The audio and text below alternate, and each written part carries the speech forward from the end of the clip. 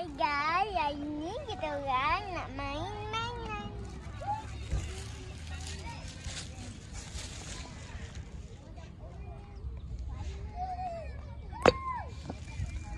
Lama.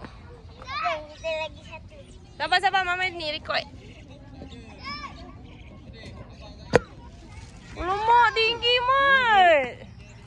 Kena kakak tu orang. Adik beli mainan ni kat mana? Dekat.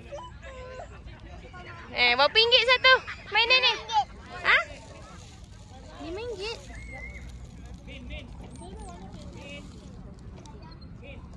Macam mana cara main dia, Dik? Ni kena letak kan? Ni letak. Lepas tu, jap. Mama record daripada jauh. Letak. Bau lah.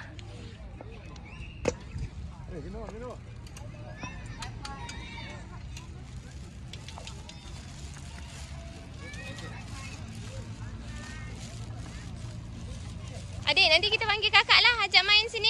Jom kita balik dulu boleh? Nanti kena kipas. Main kat luar.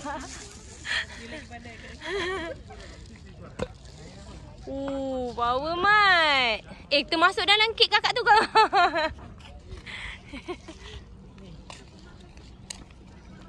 Okay, one more.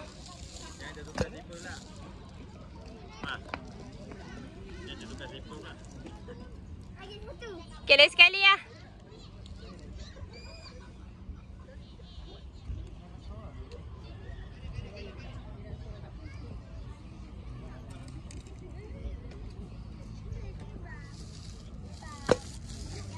Tinggi lah dia buat. Lompat atas tu. Macam bijak je lompat. Lagi satu yang nak buat dua tu. Satu je. Nak buat. Jangan buka dah, sabarlah. 8 tahun.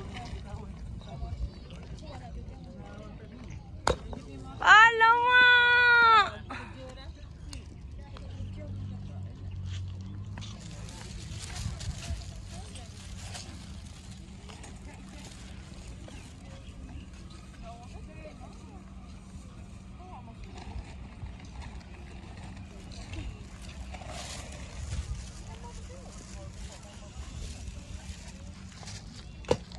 Uish, tinggi lah adik buat. Lompat. Dah tercabut tu, Dik.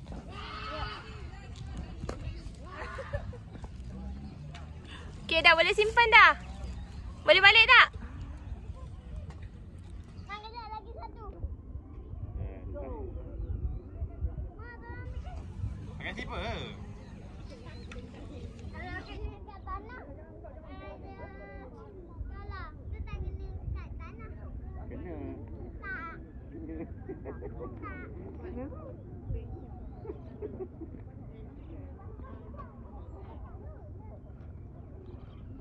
Mama, boleh tak? Mama itu sekali. Tak ada. Ha? Nak main kereta sekali. Saya dah nak maghrib.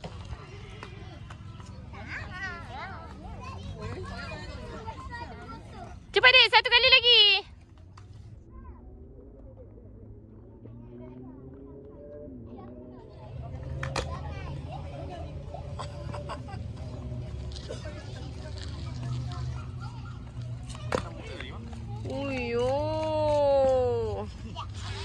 Okey dah, jom simpan. Jalan ni. Aslan. Okey. Bye kawan-kawan. Nanti main lagi. Cakap nanti malam saya main lagi ah. Nak pergi mana tu? Cukup setakat ini, jom dah nak balik maghrib. Oh, plastik lah.